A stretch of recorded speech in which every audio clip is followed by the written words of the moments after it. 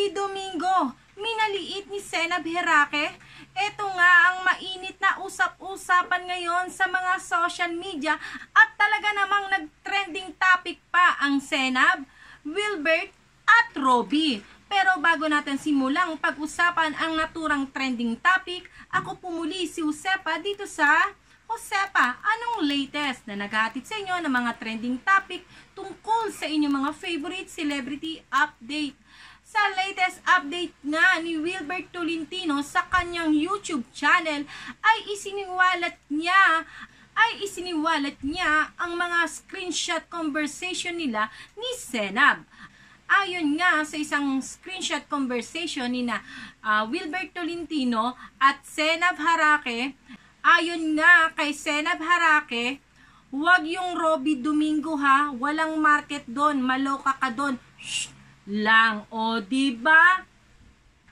Dahil nga sa isiniwalat ni Wilbert Tolentino ay napatweet na itong si Robby Domingo. Ayon nga kay Sir Robby Domingo, and I quote, ayon nga kay Robby Domingo, and I quote, "Oh wow, how true." Dahil nga sa message ni Senab Herake kay Sir Wilbert Tolentino kung paano minaliit ni Senab, itong si Robby Domingo ay maraming tumaas ang kilay sa naging message nito ni Senab kay Wilbert Tolentino. Sa aking opinyon at paniniwala, this private conversation ay dapat between Sir Wilbert Tolentino at Senab Herake. Para sa aking opinyon dito sa mga naglalabasan na screenshot ni Sir Wilbert Tolentino sa mga conversation nila ni Senab, dapat ito ay privacy lang o dapat sa kanilang dalawa lang. Pero bakit ba itong si Sir Wilbert Tolentino ay na-triggered? Opo, na-triggered po itong si Sir Wilbert Tolentino para ilabas niya ang mga conversation nila ni Senab. Bakit siya na-trigger? Dahil po dito sa naging vlog, ayan, na naging vlog ni Makagago What's Up Man sa kanyang YouTube channel na may na ang kanyang caption ay talaga namang puro capital letter pa ang kanyang ginamit, na ngayon ay trending po yung vlog na yon ni Makagago What's Up Man na may caption pang "Real Talk lang Wilbert Tolentino." Pinanood ko po yung vlog na ito. At sa aking pagsisiyasat o pananaw sa naging vlog ni Makagago What's Up Man, parang pinalalabas ni What's Up Man, ayan nga, na parang pinalalabas niya na maraming mga vlogger o influencer ang naiinggit dito kay Senab. Ayon. At ayon din sa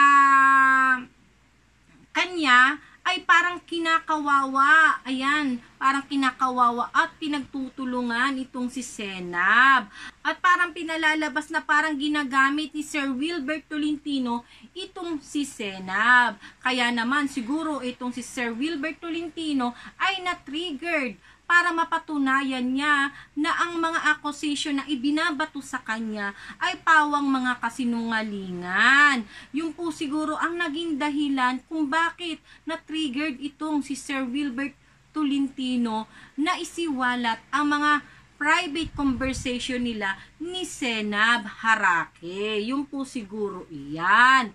At kaya po tayo, mag-ingat-ingat din po tayo dahil syempre, yung kumbaga, akala mo pagkaharap mo yung isang tao, okay kayo at close na close kayo, di ba po?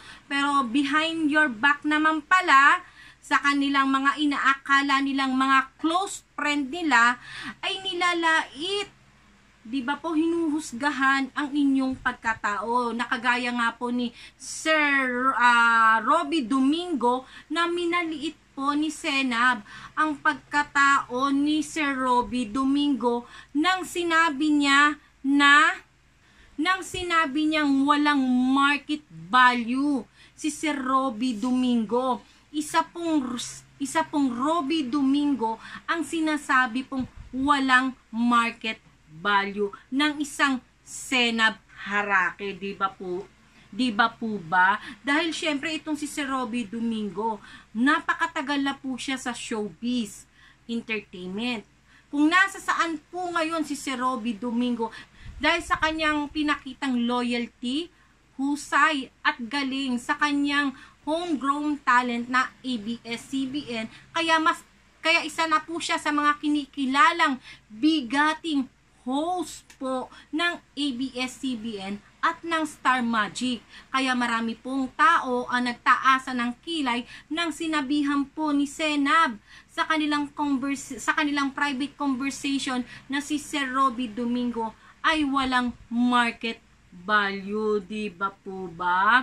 O kayo mga kamarites, ayan, mag-exam, ayan, yung mga hindi pa natutulog dyan, anong masasabi ninyo sa naging pahayag nito ni Sehab tungkol kay Robby Domingo? I-comment nyo na yan at ating pag-uusapan sa aking mga susunod na video. O paano mga kamarites, kung gusto nyo maging updated sa mga trending topic, ay huwag po ninyong kalimutang mag-subscribe, i-click ang bell button para lagi po kayong updated dito sa mga latest video ko.